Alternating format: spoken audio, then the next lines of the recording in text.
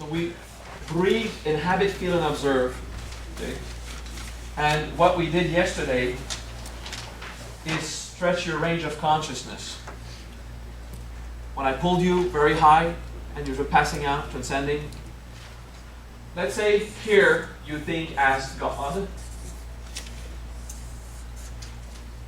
Here you think as a soul, about, like this area would be soul, this area would be divine, and this area would be nature. Okay, human. Okay, human nature. Okay, so usually you think that you're thinking. Okay, so that would be, you know how I separate this in 10 planes? So you'd be physical, vital, emotional, mental. Okay, you don't have to take this and know the 10 planes right now or whatever. But you think that you think, but actually you're just here and your mind operates on its own. Okay, so you have all these thoughts and all these mechanics operating in your mind. And it's working alone. You're not really thinking. Okay? You're just enslaved to the fact that your mind is active. The proof is when you want to stop thinking, it still goes on. Okay? Your mind is going on its own. So when you say, I'm aware at the intellectual level, sometimes, like right now I'm talking to you and you're really learning. So yes, intellectually at one point you are paying attention, you are conscious. But the moment that you start to talk about information to others, you're not thinking. You're just vomiting info, okay? Copy pasting stuff from your memory core and sorry, computer freak joke. So all these processes are autonomous. They work on their own. And you're a slave. Okay? So your range of consciousness, I'd say your range of consciousness usually is very physical. And as it goes, you kind of lose it, okay? So when you're just doing little things, little chores, you're physically aware, and your range of consciousness is pretty much on your physical level. And you're barely aware that you're alive. You feel nothing, and you think you're thinking. You're not even thinking. Your mind is just going on its own. And you have an argument in your head with someone who's not there, and you just keep on doing the dishes, you know? And when you repeat for the 7th time your speech, you just go for the 8th time. Because your 5 minutes is done, so I mean, I'm going to tell them, you know? You know how you are, so you're not thinking. Thought is happening, but you're not thinking. You're not consciously acting. It's not out of free will, okay? So you're not conscious in the sense that you're just affected by mind. So your range of consciousness did not go in your mind and possess you. You are possessed by your mind.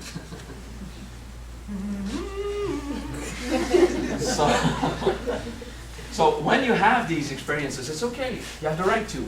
Just pay attention. Okay, right now, my mind has taken over. Okay?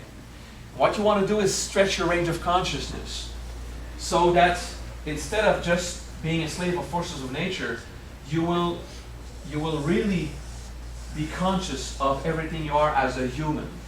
And the bottom of your soul, like to be conscious. When we meditate and we transcend, okay, you're not sleeping. If you were sleeping, you'd fall face front on the floor, blah, okay? You still have something conscious, but because you meditate, this bracket of consciousness rises. So how much you are stretched, how much range you have, is about here, and it rises. So you start to be more conscious of what you are as a soul, but your human shuts down. So your senses go away, and at what point you don't even know you're here. Sometimes you still know you're here, but you don't feel anything from your senses. Right? Notice this when you meditate a lot. You don't feel that you're here, but you're still thinking, you're still aware, and then boom, out of awareness. Because you really went beyond your human range. And you're here. So we have transcended. Transcending is very good because you're also kind of stretching your range of consciousness until you can be inhabiting your body, but your range of consciousness is that. And you exist as a human and a soul at the same time. So, when you reach that, you're a living soul. You're incarnate, physically operating, but conscious, existing in causality, in consciousness, in wisdom, and you're paying attention mindfully to everything you experience, and you're aware of higher spiritual truths at the same time. Okay. So that's the goal of your meditation, to get you at least here. Okay. So instead of just rising your consciousness, you know, when we say we're elevating consciousness, you're just taking it at a higher level, okay? But you're losing some lower. So stretching your range of consciousness to become more conscious is to stay physically incarnate, and you go to meditation and you exist as a self. Understand this? So that's why we practice the 4 states of consciousness as a human. Because while we are physically breathing, inhabiting, feeling, observing, our soul is very absorbed in the process of being conscious of all that. We're paying attention. And it trains us in being here and as soul at the same time. Okay. If you would ever stretch yourself, your consciousness to this, and be aware of divine level of experience at the same time, you are accomplished, self-realized. Okay? Just stretch your range of consciousness. So people do not attain self-realization by getting to the highest level of consciousness. If your human bracket of consciousness is about 2 planes and a half, like slightly emotionally aware, because usually you're not emotionally aware, you're just a slave of your emotions. Before you look at them and work with them, they just attack you and you don't know what to do with them. Okay? So you're not really conscious or in a state of power. So you have this little range and you do very high meditation. They're so high, you can go in oneness in God and you don't remember anything because you're out. Even your soul was absent at that moment and you come back down. So the goal is to stretch so that you can have experiences of oneness, and this is what enlightenment pretty much is. When people get the enlightenment for a first time, the range of experience you get here, you just get to the lower part of divine self. You're conscious of yourself as God barely. You have an experience of oneness or free-flowing of consciousness everywhere, and still as a soul fully active and as a human fully active. So you stretch up to at least here. Okay? And as you progress, you eventually go to self-realization, and you know yourself as the creator of all things. Permanently. Okay? Not just for 2 seconds, just always. So sometimes you have oneness and you don't have oneness. That's because you raised and you fell down. So yesterday what we did, we stretched your consciousness and you transcended, of course. But I was telling you, be here, feel your body, dead, and then consciousness, the wisdom of passion and arrogance that most people forgot about. I still found a way for you to stretch. And today we did a practice which was completely wonderful about being fully absorbed in your human existence as a soul. And the level of consciousness you had of nature was wonderful. Okay? Then you started talking and this experience started to go away. And if you remember, I said at the end of the last meditation, if you could practice to be able to constantly exist in this absorbed, mindful state, you'd be accomplished. Okay? And then you started foot massage, it was over. Okay? It just went away. And it was cool. You were with humans. It's okay. It's meant like this. I'm just telling you so that you will be aware to practice. Okay? There's stuff that pull you down. Your emotions, your ego, your blockage. But there's also conditioning. You're just used to be human. Okay, so conditioning is you got acquainted with the nature and say, yeah, being in nature is so cool, so let's do it again and again and again and again. And we come back, reincarnate. until you decide to recondition yourself. I will condition myself to be a holy being, to think as a saint, to look at my suffering, to have compassion and forgiveness. But you need to practice a lot to stop believing that you are just a human. That's work. That's a lot of work to do. But it's possible.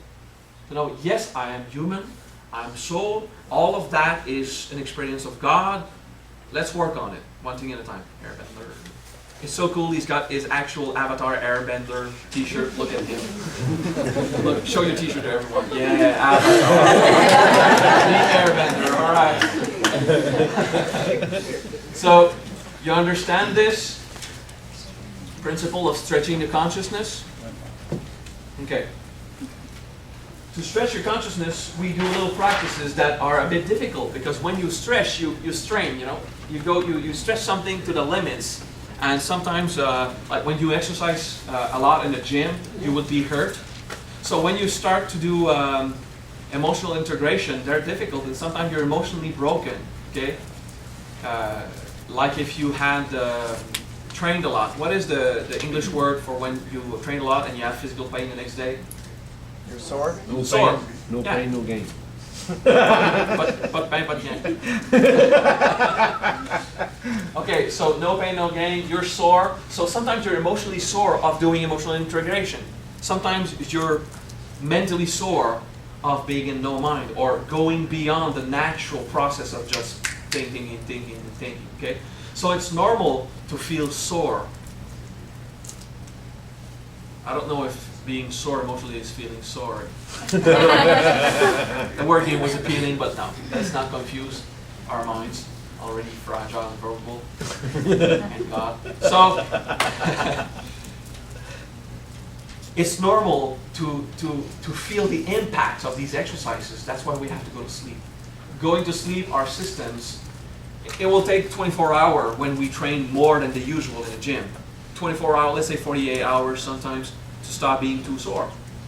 For the emotional, well, the vital body regenerates quick enough, within a few hours. For the emotional and mental body, it's a good night's sleep will just reset your nervous system, reset your heart and your mind, and you're ready for more. So now you're less transcending than yesterday evening, of course. We will do a few practices, but first there's technicalities to overview.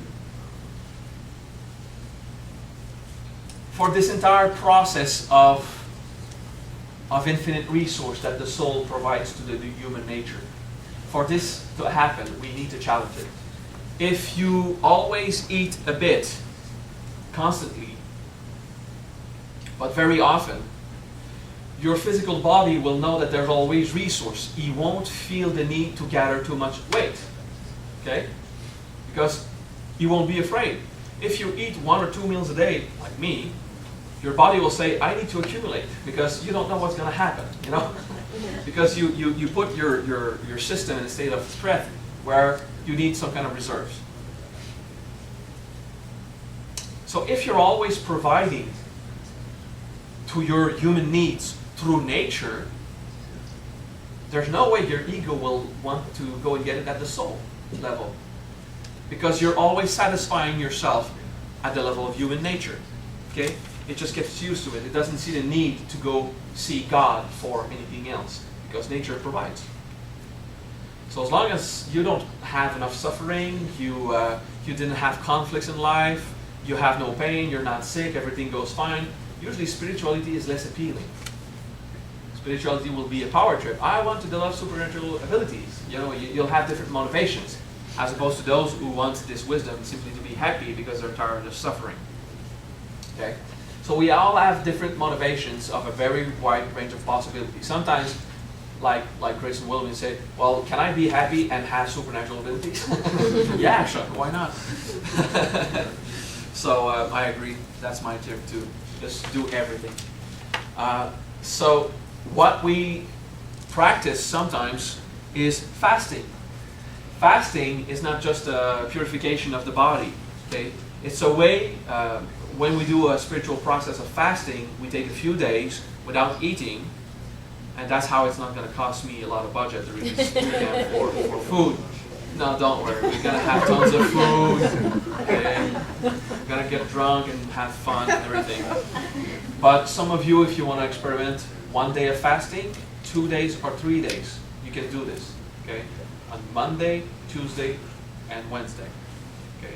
Some of you, those who really want to get the best out of this experience, go through the fasting process. What will be more challenging is you're going to have to observe every reaction that rises, especially when people will be eating McDonald's at your face.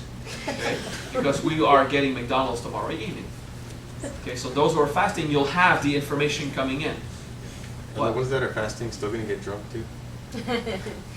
That's the plan. Some people will fast and get drunk. Okay, in a few days. It'll happen. You'll see. It'll be fun. So, okay, let's go with the fasting thing. When we fast, what we do, we're not going to do 9 days, but sometimes do 1 day. Just 1 day. And see how your body reacts to just 1 day of no food. You'll have pain and tons of stuff in your body. And you get to observe it and free yourself from that. And another month, you do 1 day. And when you're at peace with 1 day, you'll do 2 days of fasting. And when you're at peace with 2 days of fasting, after a few months, you'll do 3 days of fasting. Okay? Then, if 1, 2, and 3 days are okay, then you'll do 6, and then you'll do 9. But you need to give yourself some time. Don't go, I just went through 6 days of fasting, I got my 1 day of eating, now I go for the 9. That's too much, okay?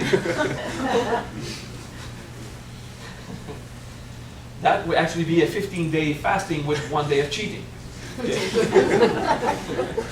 So, don't do that. And don't do the 9-day too much. I never did it. I did 6, more than often enough. The thing is, you want to teach your body to go get resources at other levels than the physical nature. But if you do this, and you're not in a spiritual process, your soul is not present enough. So you really need to do all these immortality and physical regeneration techniques during your fasting to make sure that everything you need is there. Of course, you'll lose a little weight, but what you really need, your soul will provide. And at one point, you just won't be hungry at all. And you won't care. Okay? But before you get to that point, your body will attack you, telling you how evil you are to keep away the so precious food. And all your fears of dying and stuff that are stuck at the level of food. And if you have too much gluttony instinct, it's going to aggress you very strongly. You're going to see yourself challenged by nature. But that's how you dominate nature. That's how you can successfully bring your nature to accept all these resources from the soul and from God. Okay? About water. Water has too many risks. Until you have proven yourself that you can fully sustain yourself without food, take water. Don't do water fasting like, I won't drink for 1 week and see what happens. Usually after 3 or 4 days, you're dead. Okay? So don't play with that. Not even 1 day, it's useless. Do it with food, okay, and drink. And when you know how to consciously go in the state of replenishing any kind of resources, you'll do it with water. It'll be easy, okay? But never challenge yourself, because you will hurt your body if you prevent yourself from having water before you notice that you are hurting your body. And we don't want these pains to be permanent, okay? So 1 day fasting, sometimes 2, sometimes 3, okay? And in this boot camp, maximum 3, okay? Those who just want to do 1, and it hurts too much, at any time you just can start eating again and say, next time, okay? There's no pressure, okay? But it's a choice. I'm not fasting at all. Okay? I know I can do this stuff. You don't have to believe me. But I'm going to challenge you. You know, the ego says, the master's not even doing it. Why should I? Well, you're going to need some willpower, because I'm going to eat in your face. Like sitting here while teaching, you know, just to make sure you're challenged. Okay? So that these issues, these emotions can rise. So we do this by preventing the food, just to experiment once in a while. We will also experiment sleep prevention. Okay? Not while fasting. I don't want both at the same time, okay? Because you don't know if it's the sleep issues or the food issues that are working on you, okay? So So some people can decide not to fast, but go through sleep deprivation. Okay? And if you fall asleep at 4 a.m. or 5 a.m. on the first day, your sleep deprivation process is over. You can start fasting if you want. Okay? Maximum 3 days during the boot camp. So, the thing about not having sleep is that your system will show you how much it needs something. Well, why are you not getting what sleep brings to you while you're awake? While you sleep, you have got rapid eye movement, which is a result of stuff flushing out of your brain. Okay? You have a dump of your brain. You can do this while meditating. You can contemplate your mind. You can go in the state of alpha waves a lot, sometimes even theta waves, while just contemplating. If you go through sleep deprivation process and you meditate a lot, you're just going to end up sleeping while you meditate. So you meditate walking. Okay? So if you start to fall, you know that your system is fighting. You know what to observe. Or you do it sitting in a way that if you sleep, you're just going to crash and wake up again. Okay? And it's a carpet here. Do it in a safe environment. But the nights would be spent meditating and walking around chanting mantras, silently doing mahas. Okay? And for this trip, introductive mahas, or whatever we will learn, because we'll learn also primordial process. If you go through sleep deprivation, usually, I'm not talking about the boot camp, I'm talking usually when you want to do it on your own, you do one night, and that's it. So you wake up in the morning, you completely jump a night, and you go to sleep on the next day, at where you usually go to sleep. It's not, I'm going to stay awake, but after, in the morning and going to sleep. That's not spending a white night, okay? When you're comfortable with one, you do two. And when we're comfortable with two, you do three. You don't do more than that. You don't go to 6 and 9, unless you're a very agile meditator. And you know that you can exist without sleep, okay? But don't burn your nervous system. If you see that you have too much, you'll feel it. You want to integrate everything, but sometimes you got too much. You need to respect where you are at. You stretch enough, go sleep. Next time you'll practice again. So when you know how to exist without one resource that you depend on in nature, like sleep or food, then you know what to do. You know how to exist in a way to fully bring consciousness in your body, in your human nature, to sustain you without these resources, okay? So eventually you train and you train and you train, doing 1, 2, and 3, then 6 and 9, 6 and 9, 3, 6 and 9. After a few years doing one process every 3 months, every season about, you end up with the ability to really produce physical resources, okay? There's no way you can create matter if you didn't go through this challenge, because you need a challenge to defeat nature. And at one point, you'll just pop resources in your blood out of consciousness. Okay, that's how it starts, to defeat nature. But if you believe that nature is required to sustain you, or else you die, well, there's no way you can defeat nature. Okay, but you do it progressively as you train. Now we will do something called non-breath. It is breathing, but at the end of each breath, you fall out of time. Okay, that's a complicated thing. It's the same thing as fasting and absence of sleep, but it's with breathing. We're just going to stop breathing and see what happens. And when you're about to die, we'll start breathing again. Seriously, it's easier than that. And don't force yourself not to breathe. It's going to damage your nervous system more than bring you the benefits. Okay? So I'm going to teach you about non-breath. Which resource is the most important? Food? If you go without food, you die? No, breath. Breath is a natural resource, the most important, because you have a moment, an instant compared to food. A few minutes, and you're dead. As opposed to water. Okay? So resources are important depending on their density. Okay? Food is very dense. You can go out without food for a while. A few weeks sometimes. Okay? People are very healthy, can go for a month without food. They're going to be crushed down and sick, but they can survive.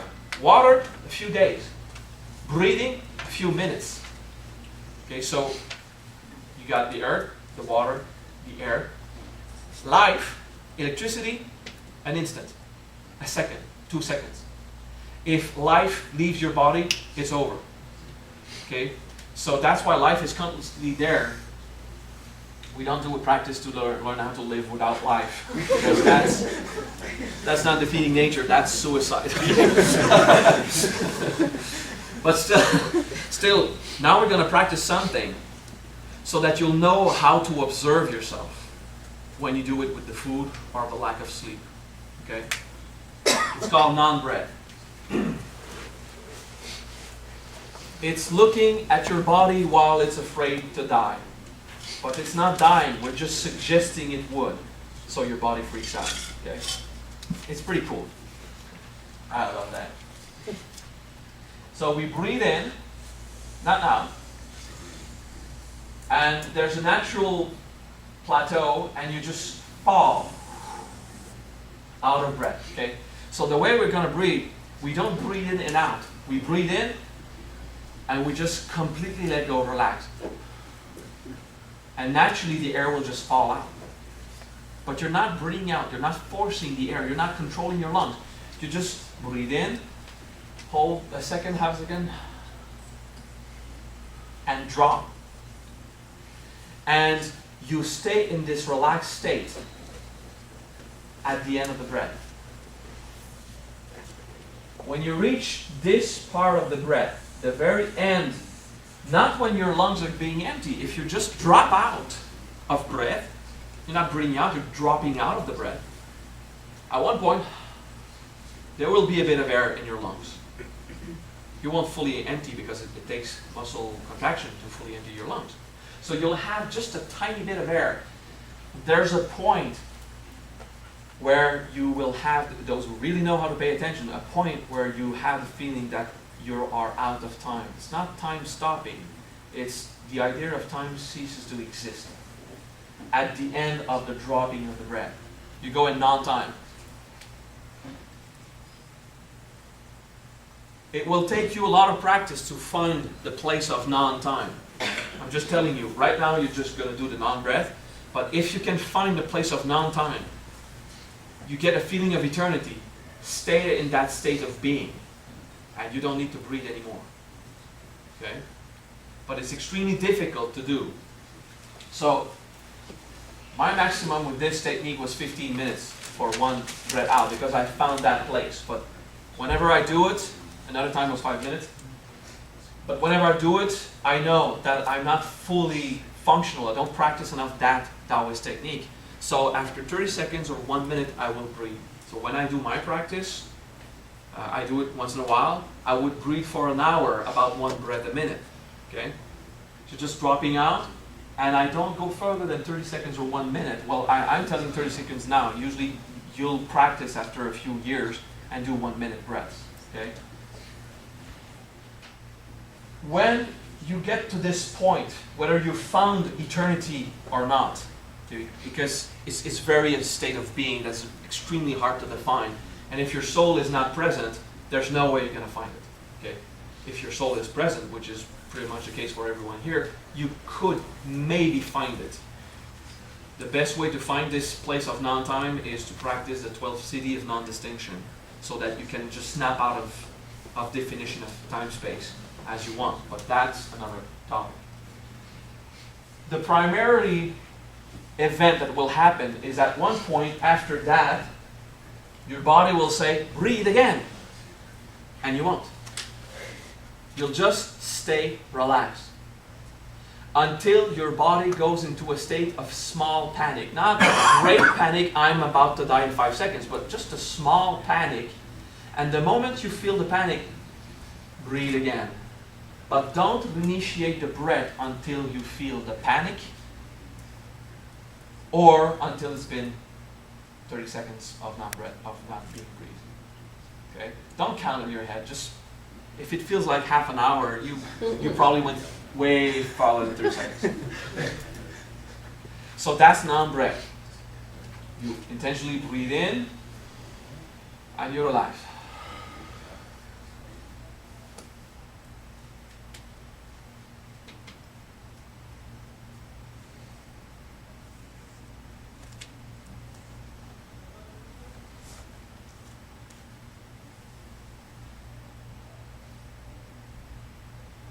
Sometimes you want to block the end of your throat with your tongue or whatever.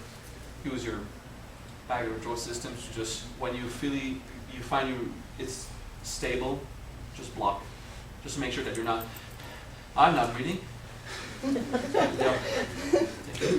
And you stay there until the state of panic rises. When you get the point of panic, breathe again.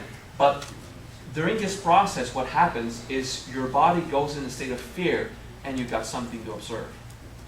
Okay, that fear of death. The goal of non-breath is to be able to observe the fear of dying. Because in your head, most of you will say, I'm not afraid of dying, I'm okay with that. Yeah, okay, well let me show you a technique and you'll see that you just freak out about death. Okay? It's easy when you're not in the face of potentially dying to say death doesn't disturb me. You'll find it, okay? So the goal of this technique, non-breath, is to free yourself from the terrible impulse that is so afraid to die, and because you resolve that, tons of insecurities in life just go away. It vanishes. Okay, that's very useful. That's why we do it. Then it trains you to find the place of non-time at the end of a breath dropped. Okay, so we're gonna do it. I'm gonna do maximum 30 seconds also, maybe 20 seconds or 10 even if it's better for you.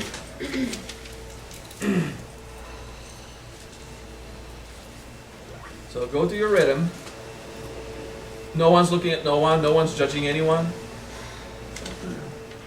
If you're courageous, stay in the panic state for 5 or 10 seconds before you breathe back. But most of you, when the panic arrives, just breathe. Okay?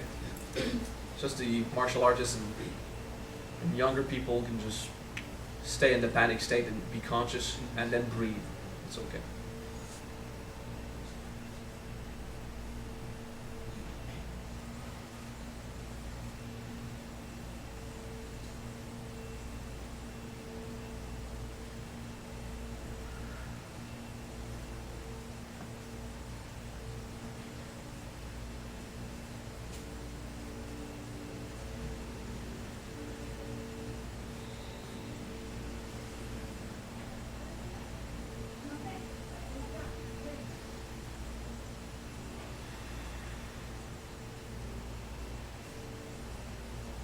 You can take one normal breath in between 2 non-breaths, if it suits you.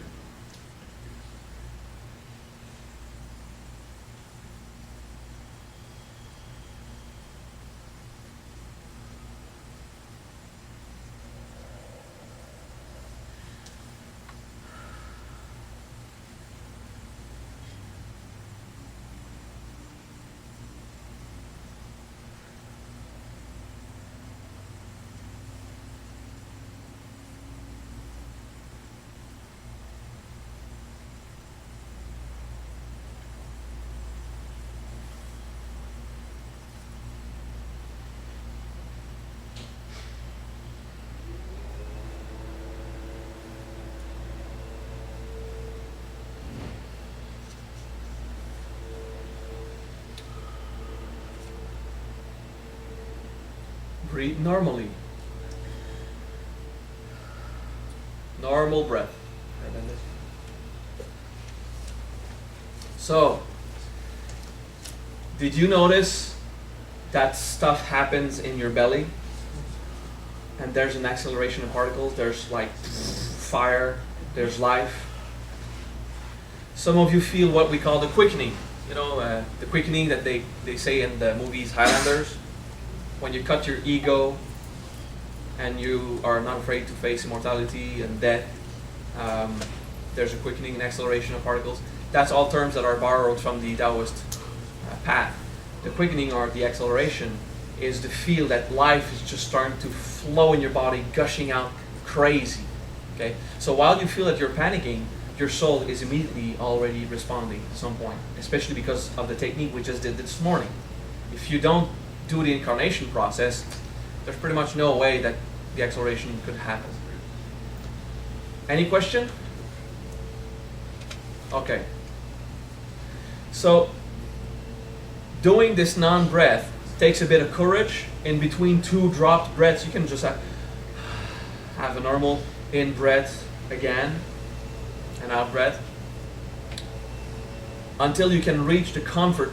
You'll never be comfortable in that. If you're comfortable, it means you're not pushing yourself further. When you get to the point of 30 seconds to 1 minute of not breathing, now you're really pulling your soul in your body. And it shows you what to observe when you deprive yourself of food or sleep. Right? Non-breath again. Excuse me. When you push out the breath, do you push it out as far out as you can push don't out all push the it breath? out. You don't. You completely relax your diaphragm. You just go, you don't even put effort. The muscular energy in your abdominal muscles, your diaphragm, you just relax. So you're not pushing out the air at all. The air drops. You're just completely letting go instead of relaxation. And you don't empty anything. At one point, you'll have some air remaining. All right? Thank you for the question. That was good.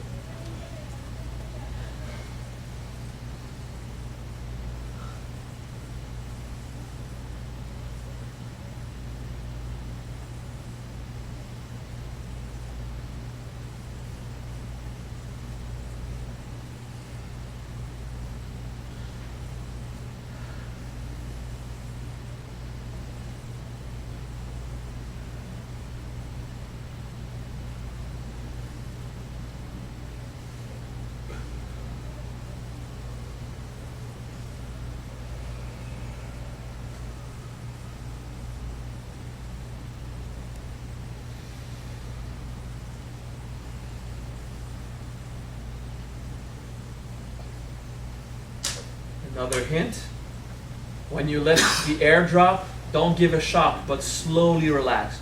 A shock would be, in fully relaxing in an impact. Go,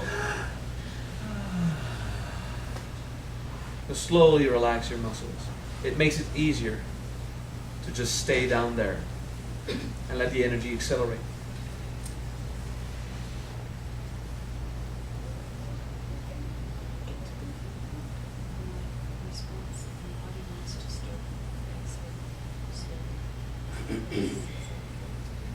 Yes, it's okay. What she asks is, when she gets to the panic point, there's some kind of exhale. It's because you did not fully exhale. Okay? So in the cycle, you're not fully at the bottom of your breath. You're just somewhere where you relaxed. So what your body's trying to do is to finish that breath to initiate a new one. Okay? So that's okay. If you get to the panic mode and you feel the and there's as much wanting to inhale as wanting to exhale, it's because the body is confused. What is this? I'm not breathing.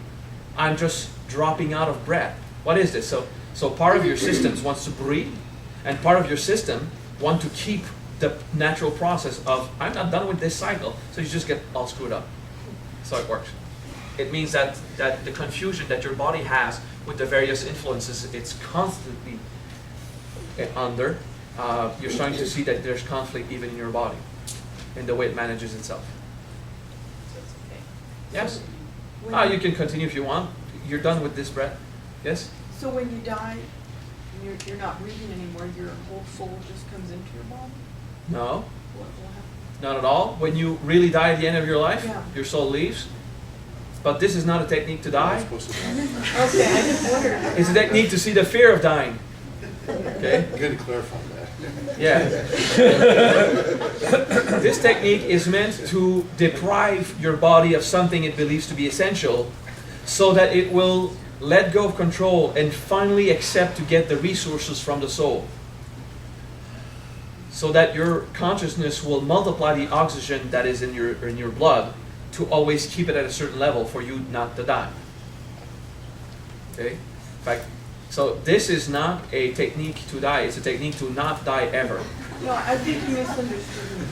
Yeah, I know, I I'm understand. trying to say, because you're stopping breathing, I mean, you're dying, because I've been around people that are dying and they're Yeah. trying to gasp for that last breath. So once you can't do it, it just doesn't come back in. Is that right? 'Cause Exactly. you're a big breath, like, Yeah, well, that's we have this panicking experience when we die because we're not at peace with nature. We're not at peace. Otherwise, you would just drop out, and the panic of the soul leaving and the system not bringing anymore, this panic would not be there if you integrate this panic before. So we do this technique to bring you on the edge of this panic so that you'll be completely at peace when you die. Actually, it's to know your insecurities now. But a side effect will be you won't mind dying when it is meant to. And your soul will not come in, it will leave. Now, if you do it now, because you're mindfully conscious of being in there, your soul enters more. But at death, it's the opposite, it goes. All right, continue as you please.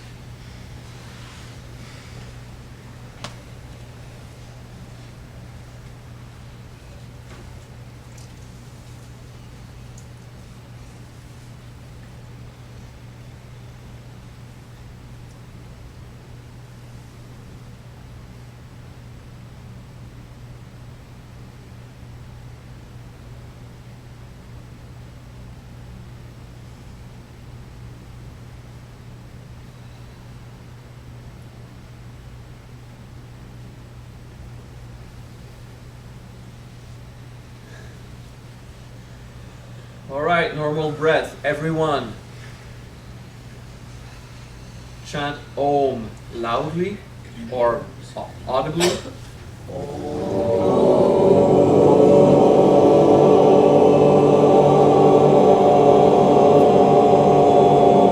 And continue.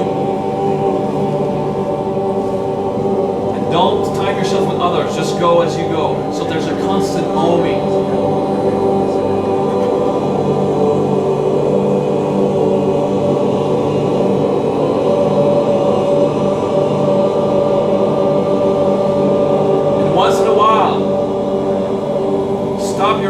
Listen to others, but not at the same time. We need others to do that Om for you to listen.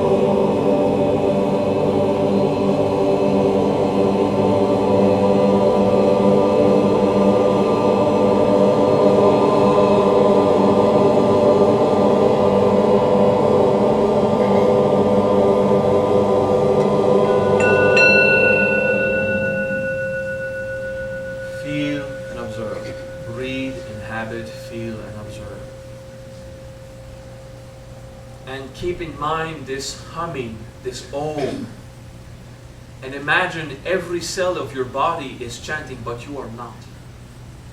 So I don't want you to say Om in your mind. I want you to contemplate that your body is constantly vibrating that way with Om. So you're just listening to the natural divine energy of the flesh. Continue non-breath. And the more you go, the more you'll be conscious of this idea of Om coming from your body. Especially when you get the point of eternity.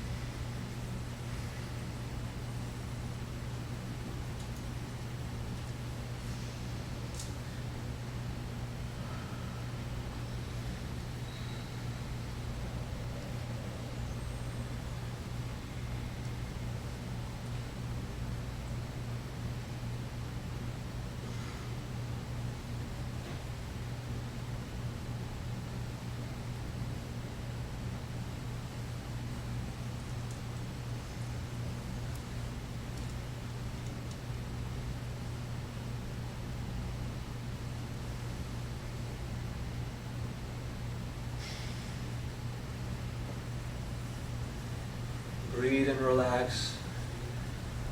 Normal breath. So with just a little practice during initiation, we feel that energy filling in, coming in.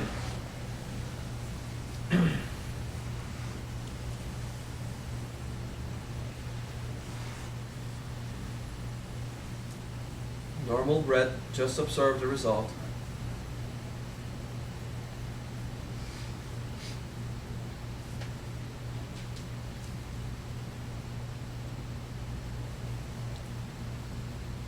Of course, there's not the actual sound of Om in your cells.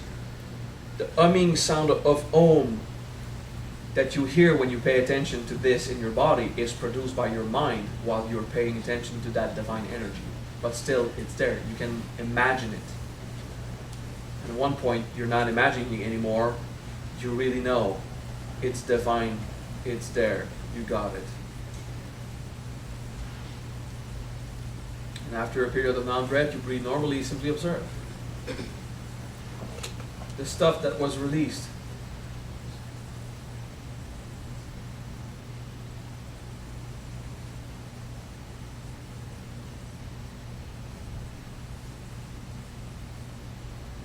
Just a bit of non-breath once in a while. Well, if you do a process of non-breath, do it every day. 2 minutes, 5 minutes. Do it every day without missing, so that your body will really get acquainted with it. The moment I stop practicing non-breath, my body goes back to a natural state, panic when I start over.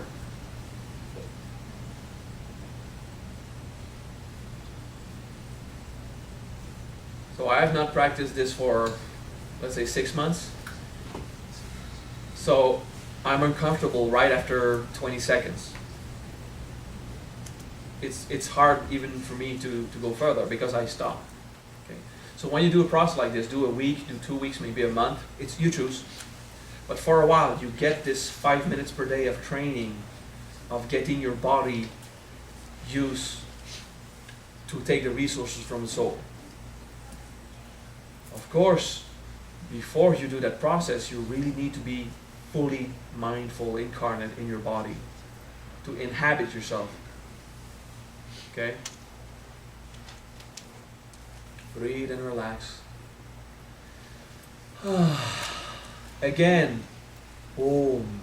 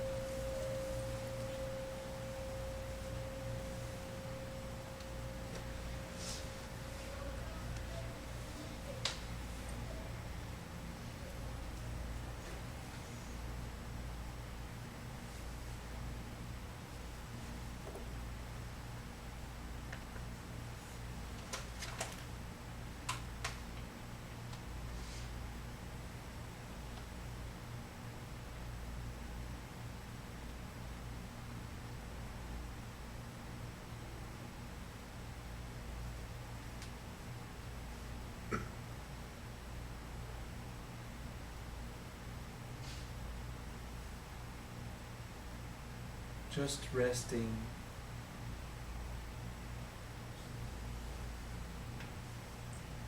Pay attention to the energy in your body,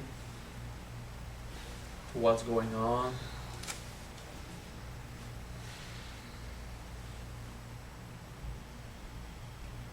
We have just provoked the forces of nature inside you. So it's normal, it's made of ego, it will react. Because nature is trying to keep control. Nature likes to be in power, keep control of what's going on. It wants to stay there. Nature is meant to take care of nature, so it wants to remain the power in charge. And it's okay.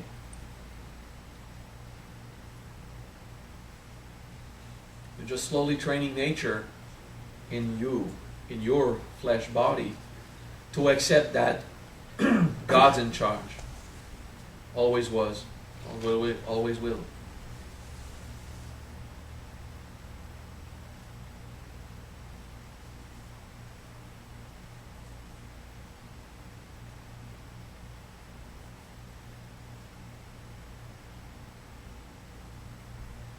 Remember yesterday's speech about death, when we brought up the idea that death is part of Divine Mother.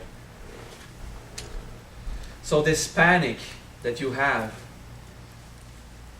is how much you resist God. It's how much you resist going back in the womb. Okay, nature freaks out when it's time to be in a relationship directly with Divine Mother.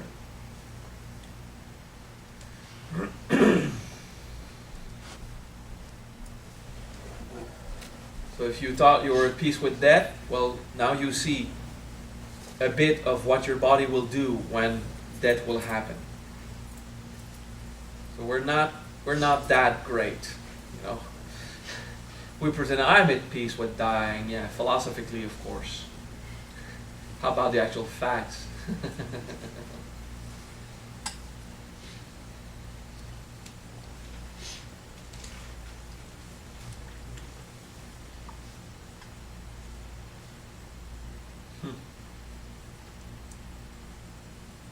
Divine Mother.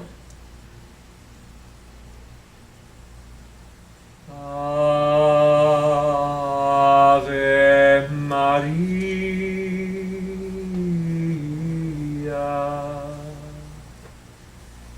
gracia plena, Maria, gracia plena, Maria, gracia plena, Ave, Ave Dominus tecum, benedicta tu in mulieribus, e benedictus fructis ventris tui, Jesus.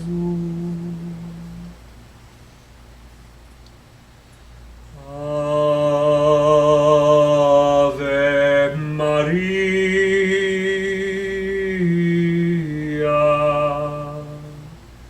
Mater Dei, ora pro nobis peccatoribus,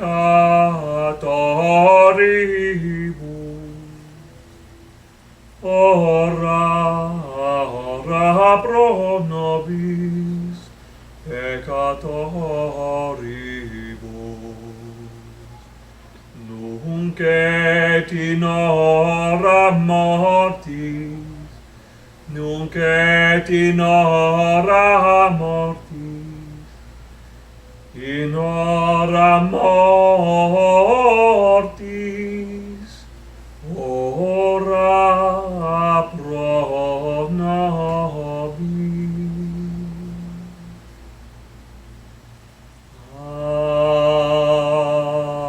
Ave Maria,